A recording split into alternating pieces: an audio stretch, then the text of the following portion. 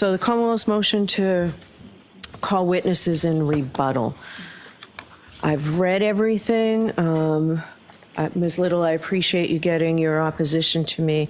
I think I had it by Saturday morning, so I appreciate it. I read all the cases on it. Does the defense want to be heard any further on this?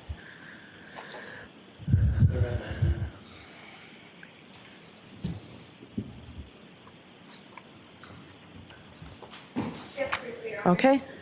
With regard to Dr. Crosby and Ms. Coon, as the court... Speak into a microphone. Sorry. Speak into a microphone.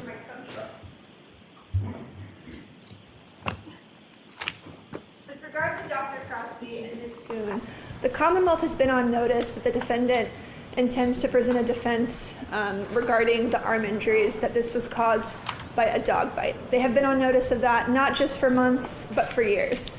That was presented at the first trial. The Commonwealth does not have a right to rebut information that they have been on notice of from the start of the case. So their decision to wait for rebuttal to call these two witnesses is improper, and we're asking the court to exclude their testimony. All right. As it relates to Dr. Welcher, the scope of his testimony, our request is that that be limited to very specific information, specifically responding to the new testing that ARCA has done.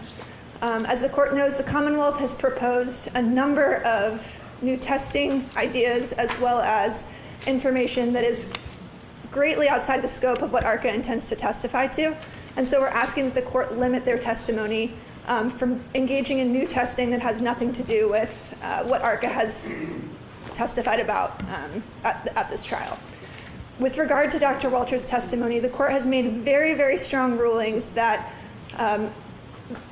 Dr. Wolf, as well as Dr. Rentschler, are not allowed to speak to the credibility of Dr. Welcher himself. And so some of the information that the Commonwealth proposes is to directly attack the testimony of Dr. Wolf and Dr. Rentschler. And under the court's rulings, we're asking that the court limit that scope as well. And I told you I would. Thank you. All right. Mr. That's all, Your Honor. Thank you. Mr. Brennan, do you want to be heard? Regarding DNA evidence, evidence cannot be rebutted until it is introduced, because the defense has a number of potential ideas of areas of testimony.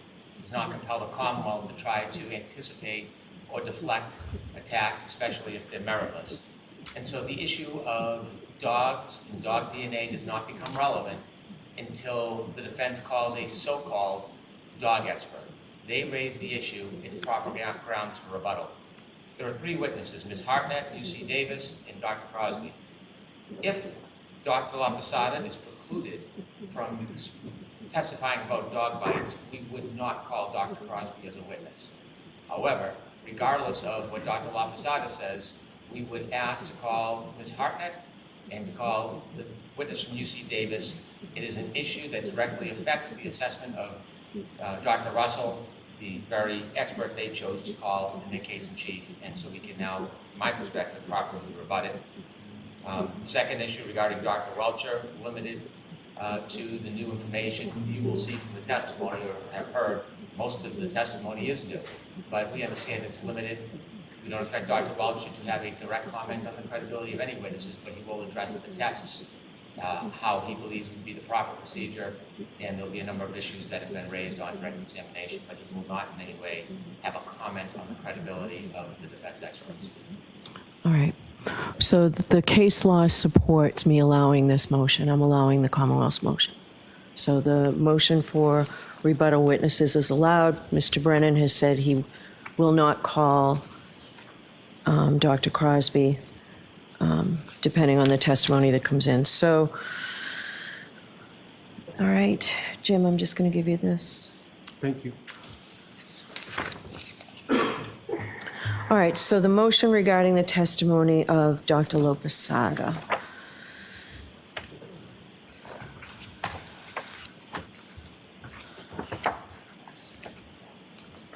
So the Commonwealth is moving specifically to exclude, there's a motion to exclude irrelevant photographs. We'll deal with that after the main motion to exclude certain testimony. So if we start on page 7 of the report, that's where you want me to start, Mr. Brennan?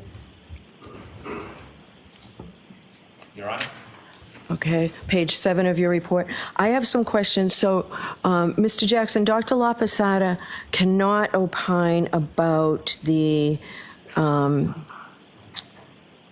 investigation of the case, the law enforcement investigation. She does that throughout her report. So she can't opine to that, but when we get to page 7, what do you say is out, Mr. Brennan? I mean, I've gone through it, I know what I think, but it's the Commonwealth's motion. I think that her opinion about no object being present to cause a pattern injury is appropriate. And where are you, on page 7, the first paragraph? Yes, photographs and descriptions of the site. It is the, All right, I might have a different page 7.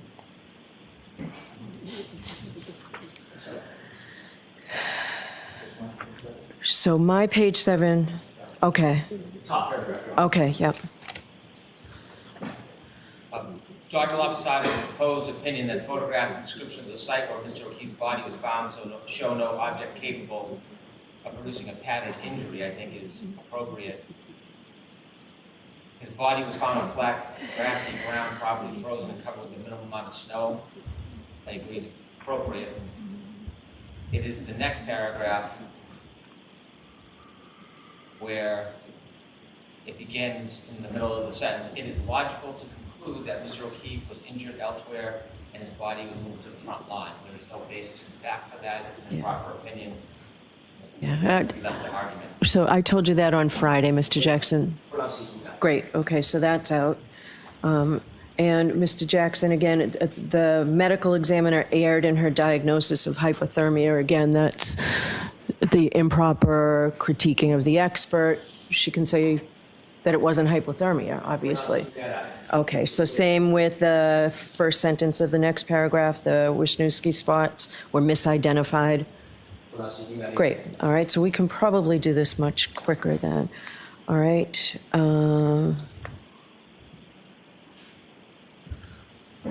All right, so page 8 is fine. So now we go to page 10.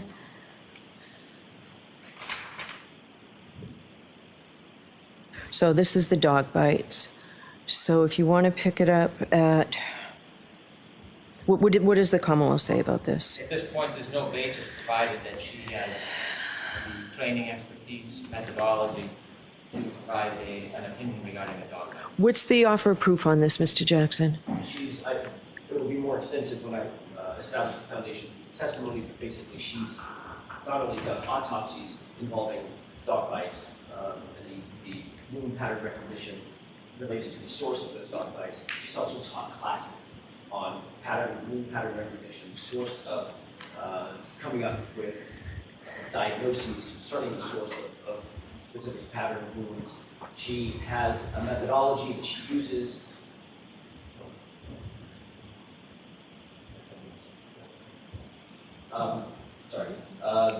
Medical school classes, if I didn't mention the course of which What does she teach? Is this in her CV? Because I didn't see it. it will be in her foundation that I will lay in front of the jury. All right. I don't see any opinions unless and until the foundation is properly laid, but she has extensive experience, not only with specifically with autopsies that she's conducted herself, but supervising autopsies of others that deal with pattern recognition, the methodology involved with pattern recognition. How about dog bites? Dog bites specifically, 5 autopsies. I believe she will indicate that she's done 5 autopsies as they relate to dog bites. Okay. A medical school class specifically on the issue of wound pattern recognition, which that class includes dog bite recognition. All right, so we'll need a short voir dire of her on this before she testifies. Because the court doesn't believe that I can lay the foundation in front of the jury and just forego a voir dire. I won't ask any ultimate question until we go to sidebar, but I think we can short circuit that. Well, she's very specific about the dog bites here. So if she's seen 5 autopsies with dog bites, I'm not inclined to give it to you, okay?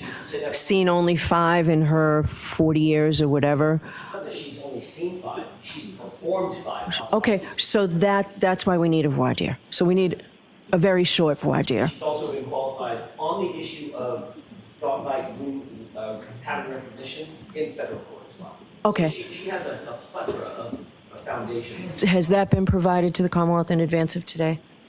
I don't know. None of it has. So here's the difficulty, whether it's a voir dire or it's in front of a jury, I have absolutely no ability to research and cross-examine her on dog bites. She can say she had 1 case or 50 cases, that she testified in state or federal court, or she took a class. I can't verify it, I can't contradict it. I have no ability to prepare for this witness about her basis, methodology, and experience in dog bites. What I have is her showing a couple pictures that she pulled from a book, and then she has some Google or Shutterstock research in her report.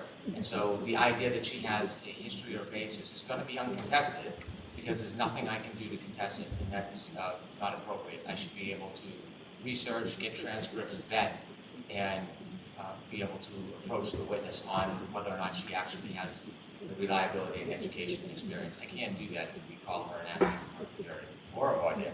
But that's where, if we want to compare apples to apples, Dr. Wolf, Azek Wolf, was allowed to testify, to specifically testify to the wound pattern, or his interpretation of wound pattern recognition back then. That was nowhere in his report. That was objected to by the defense. Mr. Alessi went to sidebar, strenuously objected, said this is nowhere in the reports, we didn't have any notice of this, and the court said, overruled, he's allowed to testify to the pattern of recognition, at least in his mind, you can cross-examine on it. There is no requirement that the Commonwealth have every single case that Dr. Lomasada has ever dealt with, dealing with. No, we had an expert on dog bites who I allowed to testify as to dog bites based on, we had a whole, as you know, it was Mr. Leslie, I think 3 days with Dr. Russell on the voir dire. This is new to me. I'm going to have a short voir dire on to what she can testify to. I have no problem with voir dire, I just wanted to short circuit it, but I have So, to entertain it. all right, so let's go on to page 17.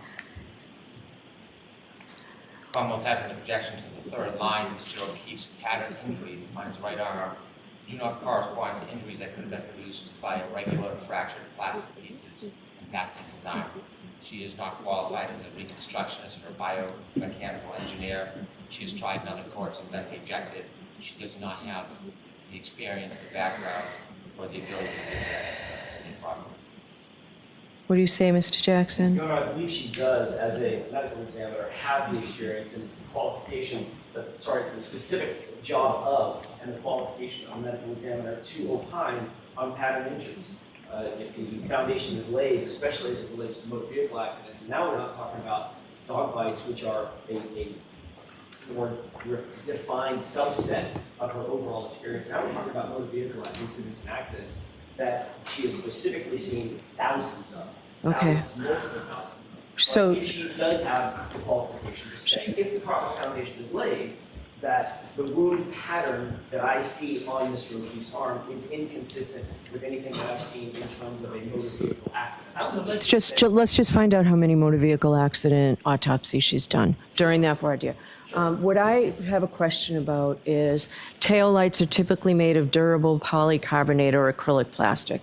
I would keep that out. I'd be inclined to allow in the injuries on his right arm do not correspond to injuries that could have been produced by plastic pieces impacting his arm. But let's hear about That's that. appropriate. I wouldn't ask about polycarbonate. I have no intention of asking about that. And also, the last sentence, I think it's okay, and we'll see with voir dire. Neither did his skin show any array of irregular, unpredictable, randomly scattered cuts and scrapes, assuming she has experience with autopsies of motor vehicle accidents. But I would keep out the part as would be expected from pieces of shattered tail light. Was there more on that? I object to that because this is now yet another witness that is coming in under the guise of some type of specialty, but really for accident reconstruction. All right, so let's see what she says on voir dire regarding her experience with accident victims. I think she gets more into the accident reconstruction on the next page that I don't think is proper. Which I am not seeking to introduce.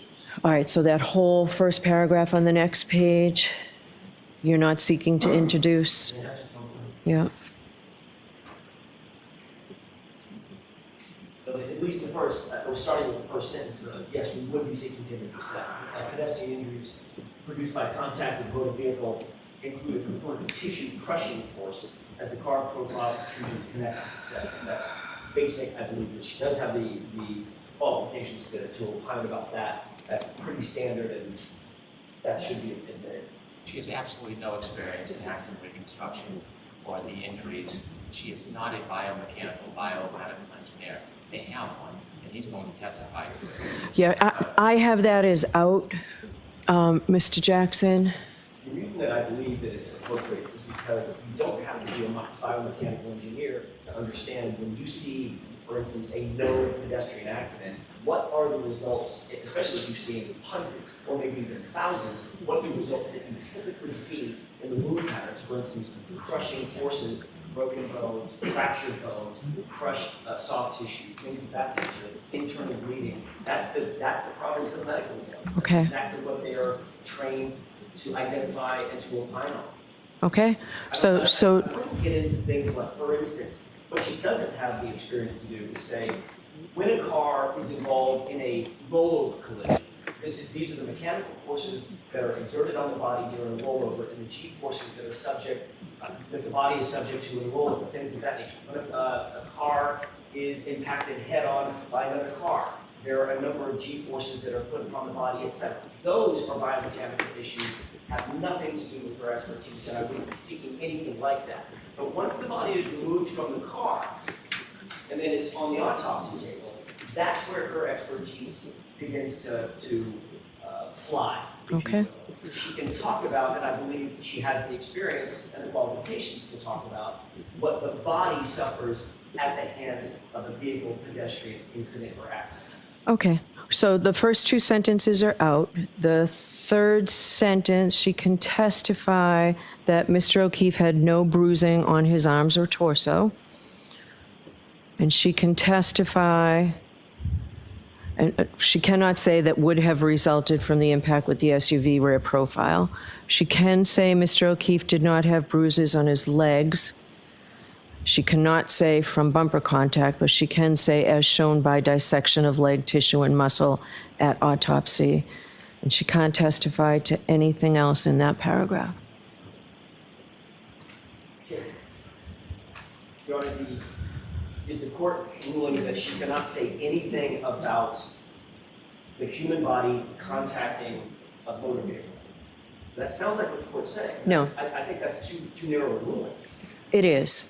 You can put this in, what I said you could put in, can come in, and the rest cannot. We could, And just for point of clarification, if I ask her, would you expect, I'm just going to make it a hypothetical, would you expect if his legs were contacted by a moving vehicle, would you expect to see a bruise or contusion? what do you say about that? I would object, one, it's leading. Secondly, Well, I'm not asking the question. Secondly, this is asking to have Dr. Lavasada do accident reconstruction. She's not assessing a wound. I'd ask you to consider the case of Commonwealth vs. Tompkins, appeals court. I think we provided at 105 Mass Ave 1124, 2025 case. And a similar attempt was made to try to use Dr. Lavasada as a biomechanical accident reconstructionist. The trial judge did not credit her proffer and found that she failed to meet the requisite criteria pursuant to Daubert Lanigan. And so recently it's been found by at least another court that she is not competent to do this. Because she's a medical examiner, does not allow her to come in and start endorsing or vouching for the ARC witnesses. They already have witnesses to do that. And so not only on page 18, going back to page 17, about the pattern injuries don't correspond to injuries to a light, she would only know that if she had the training experience. I'm sorry, where, You said on page 17 you would allow Mr. O'Keefe's pattern injuries on his right arm do not correspond to injuries that could have been produced by irregular fractured plastic pieces impacting his arm. That's not her role as a medical examiner. That is the role of a reconstruction or a biomechanical engineer. And she clearly is not competent, at least as cited by the appeals court, to have that type of opinion. And so there's one thing to assess wounds, there's another to try to correlate or draw a distinction between the wounds in a car collision. It is essentially giving an opinion to the jury, he didn't get hit by a car. That is the core fundamental theory of the defense. This is simply trying to bootstrap another witness to give that opinion. That's improper. All right. Sure. If Mr. Brennan's going to cite the Tompkins case, he needs to cite the Tompkins case. That dealt with a situation in which the witness was called and she was asked by the lawyers, specifically in that case, the people that called her, the lawyers that called her, to opine about blood stain pattern recognition, blood spatter evidence on the driver's seat versus the passenger seat, and what her opinion was about who actually was driving the vehicle. It was a rollover collision in which people were ejected from the car.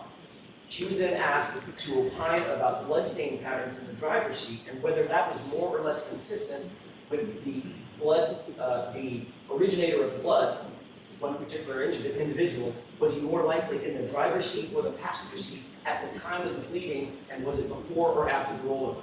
Very, very different set of facts. And of course, that is a biomechanical engineer's province. And the court was correct in saying, I'm not going to credit her testimony on that issue, but that's what she was asked. She opined on it, and the court said, I'm not going to credit her testimony. All right, so To do with this type of analysis and movement pattern recognition, which is what she's being asked to do. so let's see with her voir dire this morning. Okay.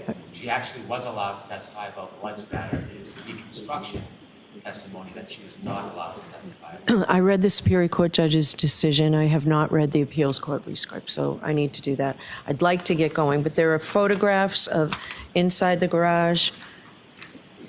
You intend to put this in through Dr. Lopesada? No, not to, Through whom? if I could just have. Yeah, can I get this?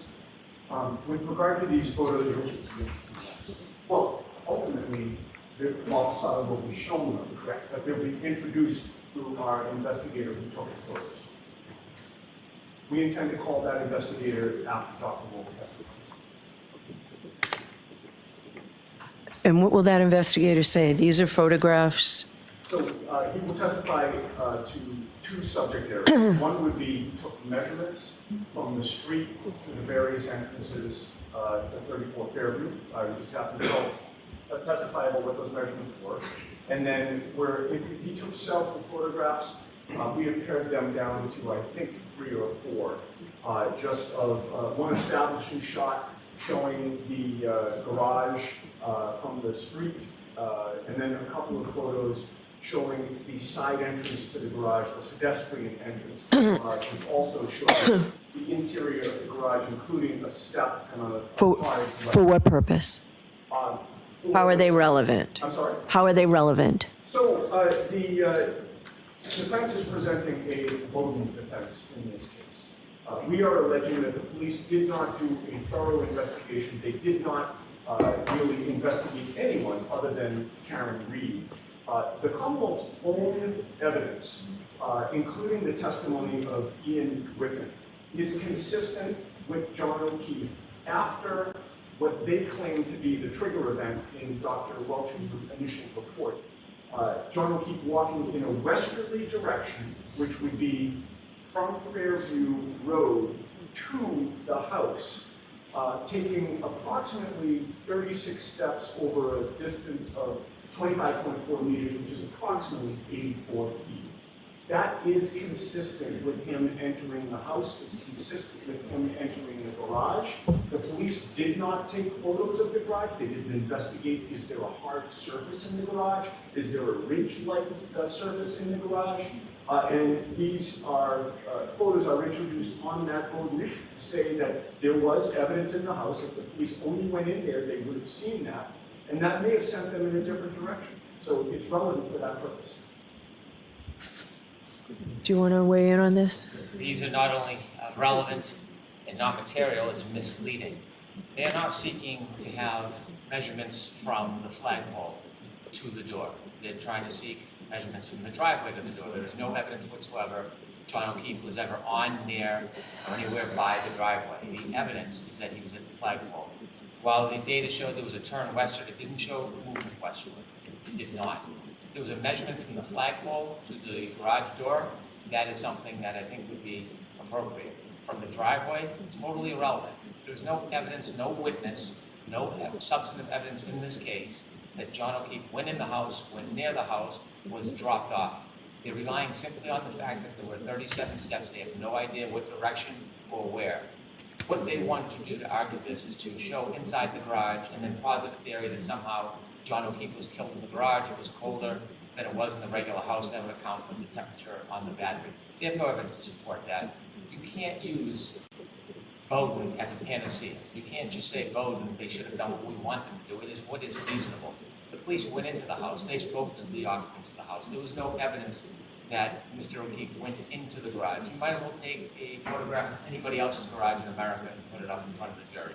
So this is going to create a mistaken, baseless argument that this evidence somehow shows that Mr. O'Keefe was A, in the garage, and B, he was injured in the garage. That's why they want to show it to Dr. LaPosada. Couldn't some of these angles have caused the injury? Total speculation, no relevance at all, and it is just prone for an opportunity to mislead this jury. This should not come in. If I may respond in 4 ways. First of all, Mr. Brennan just informed this court that there was no evidence of movement of the phone. I'd like to quote his own witness. At 12:25:30, the device's bearing shifts to a westerly direction, as location records also show the device moving west from the roadside toward the house. So that was false.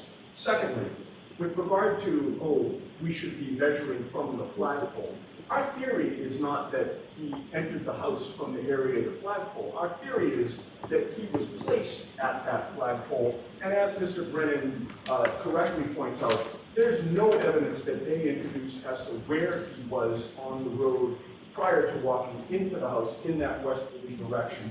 Our theory is as good as his. He cannot prove anything to contradict our theory. The third thing is that Ryan Nagel and Heather Maxson saw Karen Reed in her vehicle alone. The passenger seat was illuminated and empty. John O'Keefe was nowhere in the area of that vehicle. He was not in that vehicle. There's only one other place that he could be, and that is in the house. So finally, the fourth point, Your Honor, this court has continually always done, as the court should, a 403 analysis. The probative value we have established through their own witnesses. They called all these witnesses, and they established the foundation for the admission of these photos. There is no unfair prejudice. I would argue that any time there's exculpatory evidence or a case that advances the defense theory, that's by definition going to prejudice the Commonwealth's case. This is not unfair prejudice. He is allowed, Mr. Brennan is allowed to cross-examine this witness and to make whatever arguments he wants to make about the likelihood of the garage being involved or not. But he does not and should not get the benefit of the fact that his investigation, the police investigation, didn't do what we just did. And this evidence should be admitted. The argument is purely rhetorical. There's not one fact he offers. The witnesses that saw the car saw it in front of them. Nobody ever got out. A light on doesn't mean that he wasn't near the car. It means they didn't see him in the front seat. So there is no evidence that Mr. O'Keefe went anywhere near the house, on the breezeway, in the door. It is speculative, it is baseless. They want to take that baseless argument and then bootstrap it to Dr. LaPosada to further speculate that something in the garage that could have caused the injury. That is not Bowden. That is not a due process right. That's not 403. It's empty. It's no factual predicate whatsoever. Okay, so, The only other thing, just to put a cap on this, the location data circles, again, Mr. Brennan's own evidence, he introduced it, puts John O'Keefe in the house as well. all right, so I'm going to allow you to do the measurements. These photos will mark for identification. The photos are not admissible. So, all right, Chrissy, can you just mark those, please? All right, let's bring the jury over. We will do, Mr. Jackson, how long will you be with Dr. Wolf? Probably 20 minutes. All right, and depending Yes. on that. All right, so during the morning recess, we'll do the voir dire of Dr. LaPosada. We may, oh, All right, bring one over, please.